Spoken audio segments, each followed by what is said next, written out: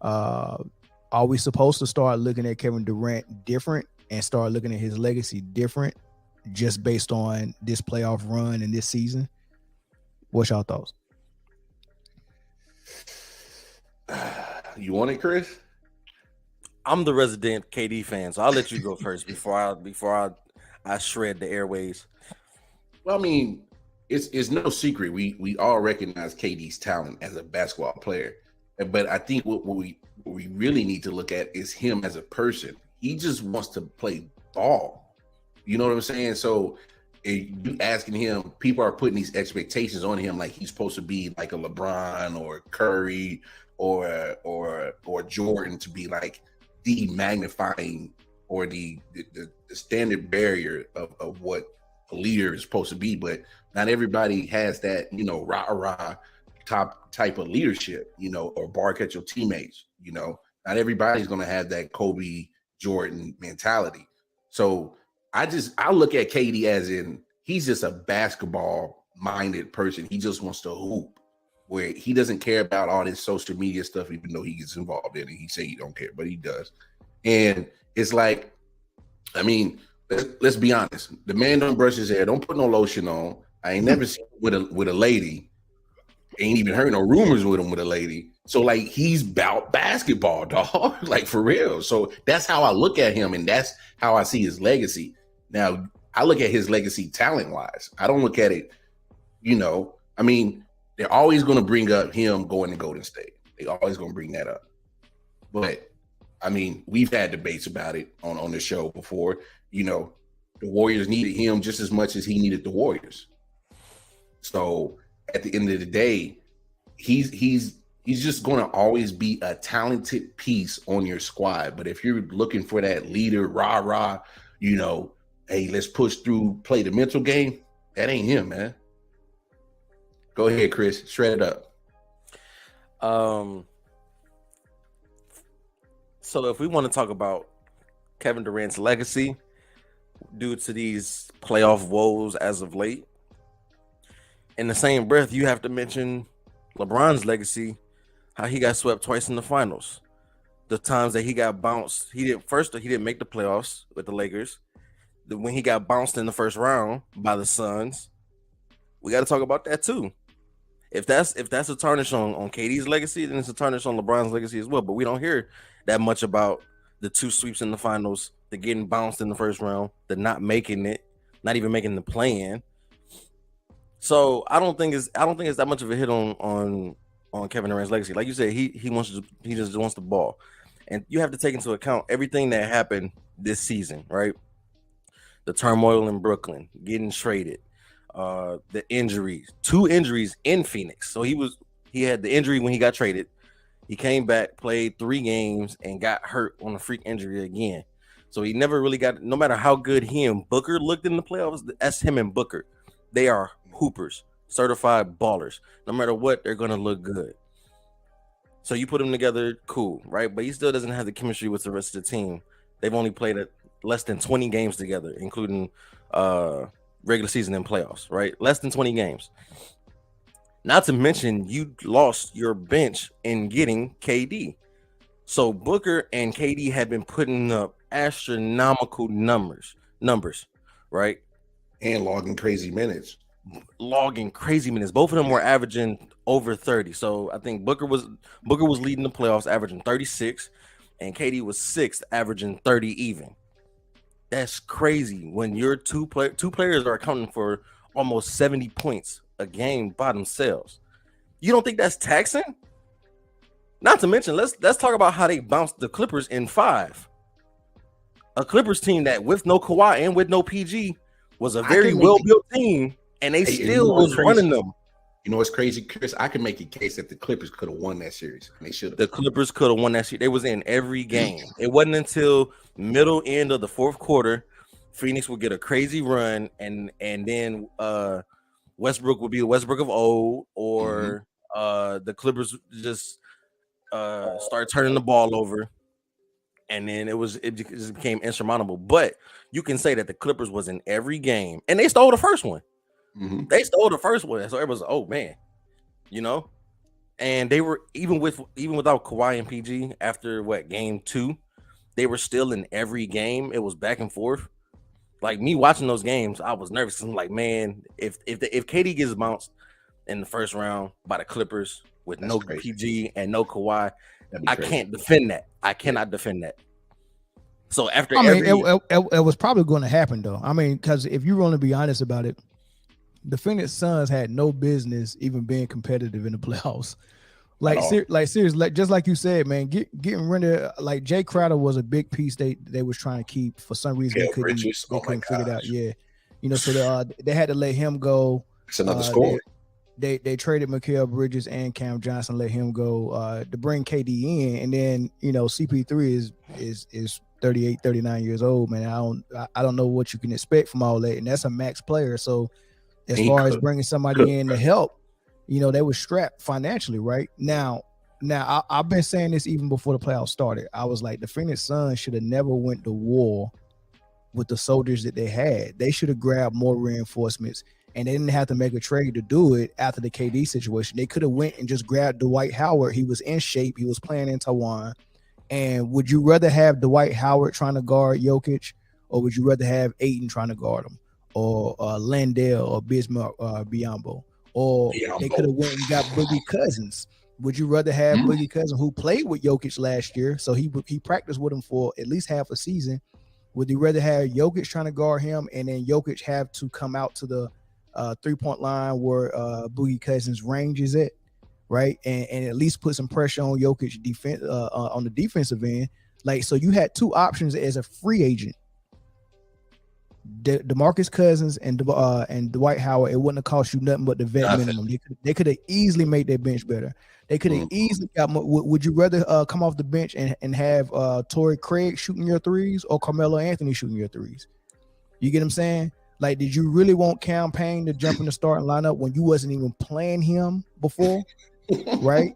Or would you rather have somebody like Rondo out there that you just could have easily grabbed from free agency? So the Phoenix Suns, as a front office, didn't do what they supposed to do after they got Kevin Durant. But that's the story of Kevin Durant's life, because teams think once they get Kevin Durant, the offense is just so, all right, man, so everything's good now. Like, we don't even have to really call plays for him. Just give him the ball and let him ISO, and he go shoot the jump shot. But you got to do a little bit more work too, so they made everything too hard for him. And they didn't have no help, no bench, no scoring other than Booker and Kevin Durant. Man, that was just a tough sell, and they made a good go of it. However, let's get to this whole thing. Dino said, "What is KD's legacy as of now?" Just to answer the question, I don't think his legacy changes, because we understand why he's not making playoff runs right now. He hasn't had any continuity for the last 3 or 4 years. The Brooklyn situation was crazy, and they never did let them get their feet set to actually doing anything. You know what I'm saying? So, once they actually got good and they started playing together that first year, and then they made their playoff run, and they was about to put out the Bucks, but Kyrie Irving tore his ankle up, and then the next game after that, James Harden tore his hamstring up. That was the best we was gonna see them, and we thought we was gonna see it again the next season when they both came in healthy. But Kyrie got suspended for not taking the vax. And then Harden asked for the trade, and then they bring Ben Simmons in, and Ben Simmons can't play because he's back, and he's on a max contract that straps them. And then the next season came, and they thought they was going to try to be able to do something again. But Kevin Durant goes down hurt, and it was just too much going on. He never had a season where it was like from start to finish they got continuity going, and they went into the playoffs whole with a squad built around him. They can actually do something, man. So his legacy is, he's a champion, two-time MVP, 4-time scoring title, a great defender now. He wasn't before when he first started in OKC. A great defender now, a stone cold killer, I would say a top 5 talent player, but when you add his resume, it drops him down to probably top 10, and maybe a little bit outside of the top 10. But resume and talent wise got him in the top 10 for me. But his reputation is just shot from all the shots he's been taking for some of his personal decisions and stuff like that, man. So that's how I see his legacy. I was just thinking, Kevin Durant kind of reminds me of Rob Gronkowski, and in this sense, as in The talent's been there, does, astronomical numbers, champion, but then you look at the injuries that kind of bring him back down to earth, where he's not so elevated as much, if it makes sense. Because Gronkowski was doing stupid, crazy numbers and winning championships, but then during the injuries, there's times he's not available for championship runs, and he's not available for Super Bowls. So it's like that makes a difference on whether your team succeeds getting the championship or not. And it kind of reminds me of KD. And to your point of the continuity part, like that's been big. He hasn't had that since Golden State, and you see the difference on the trajectory of how people view him just off of that ever since he's left. I mean, it's just been injury after injury after injury, and you're like, yo, bro, like when you healthy and you ain't got no problems with the injuries, we know how bad you are, but it's like, dude, man, I need you to be on the court. And this is the crazy thing about once the injury start doing whatever it's doing, once your reputation starts taking a hit and stuff like that, the NBA, because the NBA as a business, they got to figure out what team, what franchise, what players that's going to be the face of their league, there's going to be their marquee players, because they got to use those players to market the league, right? So they really got to make business decisions on who we're going to give favor to, and make no doubt about it, players have favor in the league, right? I mean, we call them star calls, but players have favor and some players don't have favor. And when you're a player that don't have favor going up against a player that does, or a team that don't have favor going up against a team that does, it's an uphill battle for you. And Kevin Durant has put himself in the conversation of the player. He's a superstar still, but with no favor. So the league gives him no favors. So the star calls that he's supposed to get, he's not getting. So when you saw him against Boston last year, we're like, man, I've never seen no one let that happen to a superstar, man. And we just chalked it up to playoff basketball. It's playoff basketball, and that's 90 style basketball. But then you seen when Boston played against the Warriors in the finals, they didn't let them do that to Steph Curry. You get what I'm saying? So the difference between whether you're blowing up with points or not is how they're going to let you defend them. And Kevin Durant don't have that favor no more. He just don't. So everything is uphill for him. But let me play this soundbite real quick. I'm gonna get y'all thoughts on it. I think KD has let them down because my final point, and this will hit your heart. KD is one of the best scorers in the history of basketball, correct? Fair. I would agree. 4 scoring titles. Devin Booker is one of the best scorers of the generation. Maybe he's one of the best scorers of the last 5 years, but not one of the best scorers in the history of basketball. Nikola Jokic is a really good player, but he's not one of the best scorers in the history of basketball. That title belongs to Kevin Durant. So if that is the case, why have I seen the highest scoring games of 50-piece from Nikola Jokic? Why have I seen a 40-piece from Devin Booker? If you are one of the greatest scorers ever in history, not today, in history, then I need you to show it. That's why I think he's let them down. Chris, thoughts? That's got to be the dumbest take I've ever heard. That's Acho. That's Acho. I knew it was an Acho, bro. That's got to be the dumbest take. Wow, why is it dumb though? I think he makes a good point. Now, most of the things he says is dumb, but like seriously, like Kevin Durant is one of the greatest scorers of all time. So why we didn't get to see that on display in this series? I'll tell you exactly why. All right, I'll let you go, but I'll be real short. My answer is based on what I just said before the clip. He don't have the favor no more. So he's playing a different game. Like he's playing against the type of respect Patrick Beverley would get going to the hole. they're giving that to Kevin Durant. But when Jokic goes to the hole, he's getting the Michael Jordan treatment. You get what I'm saying? Like, we're not going to let you embarrass Jokic because we're trying to market Jokic. We're not trying to market KD, so you can do whatever you want to him. And KD, we want you to be able to score against it, because it started when he played against PJ Tucker in that Milwaukee series, and they let PJ Tucker beat the hell out of Kevin Durant, and Kevin Durant still was giving them 40 and 50. So it was almost like one of those things. Like, man, no matter what we do, we raise the degree of difficulty for Kevin Durant. He's still going to be able to overcome it, and it made for good TV. And that then treatment. Yeah, and they pushed that that edge against Boston, but he wasn't able to do against Boston what he did against Milwaukee. And the same thing in this playoffs, man. So anyway, that's my thoughts on it, man. Go ahead, Chris. So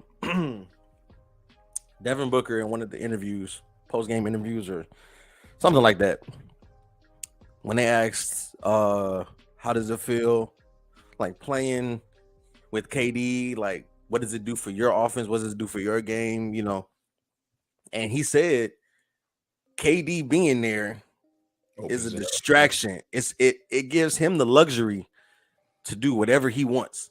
Mm-hmm.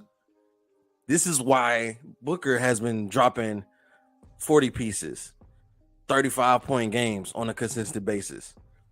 KD is not searching for the numbers. This is the game that we see of Kevin Durant. And I told somebody this when I was having a conversation with somebody about who's the best player in the world right now. And I said that it's KD because he can score from anywhere. He can play make. He can defend. There are very few holes in his game. And he opens up the floor for everybody else, right? This is a prime example. KD's still going to get his regardless. That's why he was averaging 30 in the playoffs. He's going to get his regardless. But now him being who he is garners so much attention that they forget, okay, well, you have to pick your poison. It's, do we want KD to go off or do we want Booker to go off? Well, we know that KD can get a 50 piece. We know that KD can go for 40 whenever. We'll take our chances on locking Booker down. And it still doesn't work because it's just two explosive talents. But they still would rather Booker go off than KD go off. So KD still gets all that attention. But KD still was putting up 30 a game. Like it doesn't matter. But that's what he does. He opens up the floor for Booker to go crazy. So that's why KD is not getting 45, 50-point games in the playoffs because he's not looking for that. He's not searching for that. And it's not for him. He's there. Should he be searching for it when they're losing though? We gotta be honest. He didn't look like we expected Kevin Durant to look, man. He was affected by how physical they was able to play. And of course, Denver was getting away with a lot of hand checking on him and a lot of contact and a lot of fouls. I think that's unfair, man, because they wasn't doing it both ways like that. They wasn't letting Denver be guarded like that, especially not Jokic. They wasn't allowing that. So I think it's kind of jacked up that they did that. But that's how they called the game. So I'm thinking in my head, like it's at some point you got to take a fine.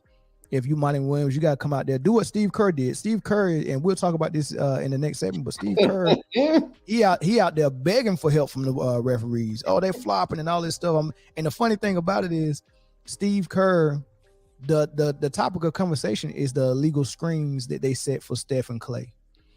And they're saying they're flopping on our illegal screens. Can you stop the flopping? Because we want you to tell them to stop flopping so y'all don't call our illegal screens. But we still want to be able to set illegal screens. He's still at least trying. You know what I mean? He's trying to get the referee's attention, and it worked. You know what I mean? It worked. But Monty Williams, like, you got to come out there and protect your players, man, because Kevin Durant is not going to run up in the referee's face like Draymond and tell them they're fouling me. Jokic was doing it. Mm-hmm. Jokic, every time Jokic got a foul or got manhandled and then get called, he was over there talking to the refs. Yeah, you know what I mean? So Luka. Yeah, but I mean, he doing it a different way. He don't do it while the play's still going, but he go over there and do it. You know what I mean? But he knows he's not supposed to be getting touched. Look, man, he's touching me. Like, I'm Jokic. You're not supposed to be doing it. I'm supposed to have favor this series. You know, that's the ball player in Kevin Durant. He's not gonna allow himself to show emotion or show that like he feels like the calls are affecting his game. Yeah, because he think he's so good, and this is the flaw that I'm seeing in Kevin Durant the last couple of years.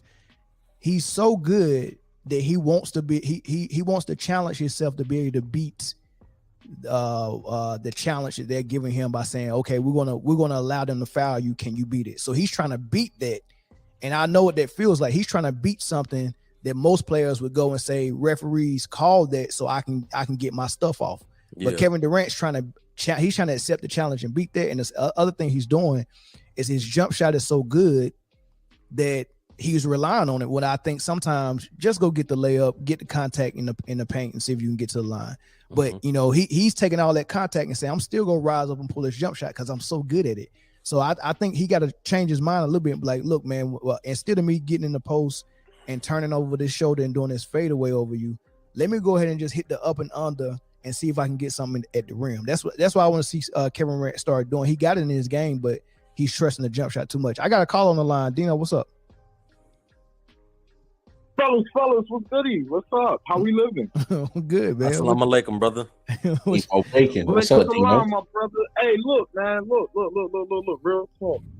I agree with everything that's been said by all three because I don't really think anybody really opposed anybody with each other's views.